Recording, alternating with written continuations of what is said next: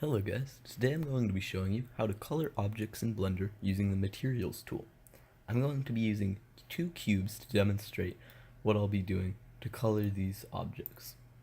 So I'm starting out with the default Blender loadup file with one cube, a camera, and a lamp. The only thing that I'll be using is this cube. I'll be adding one more cube by pressing Shift A, going to Mesh, and selecting Cube, so that we have two cubes to see during our demonstration.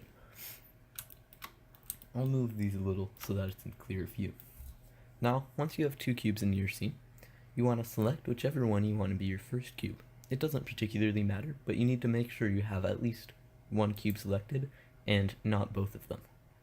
So, now that I have one cube selected, I'm going to drag out my properties panel on the right and click on the materials. That's this interesting colored circle you'll see with a square-like pattern on it. So now that I have that open, you'll see on the very top of the materials panel is this materials slot list. So each one of these sections here is a material slot. By pressing the plus button on the right, you can add a new material slot, and by pressing the minus button, you can get rid of it.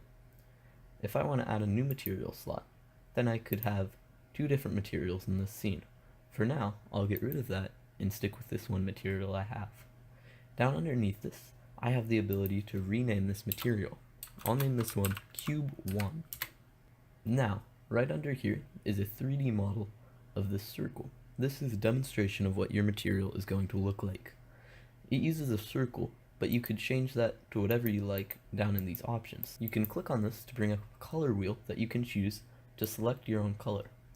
I'll use blue for this video, but you can obviously use anything you want. Next, I'm going to leave this cube and right click on my next cube. This one won't have any materials in it by default because it isn't from the default scene. So I'll need to add a new material slot and a new material, and then I'll have a material for this cube. Once I have the material for this cube, I'll rename it Cube 2.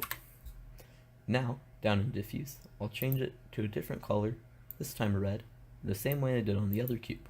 However, if I wanted to use the same material that I used on my first cube, I could go to the left of the renaming toolbar and click on this material icon and choose any material that I've used anywhere in my Blender scene, such as Cube 1 or Cube 2, even if it's not in my material slot.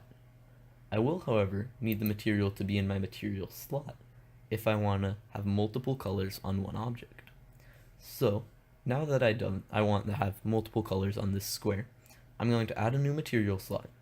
Go to the materials here, and instead of adding a new material, I'll select material from Cube 1. Now I have Cube 1 and Cube 2 both in my selector up at the top. So if I switch into edit mode in Blender by pressing tab, I can go into face mode down at the bottom, which is represented by this icon. I can select that and choose one face. If I want to change the color of this face, I could now select Cube 1 in my slider and press Assign.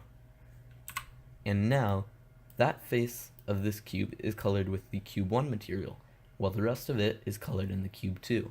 I could do that to as many or as few of these faces as I want, and color this cube the way I would like. Thanks for watching, and I hope this video helps you understand how materials in Blender work.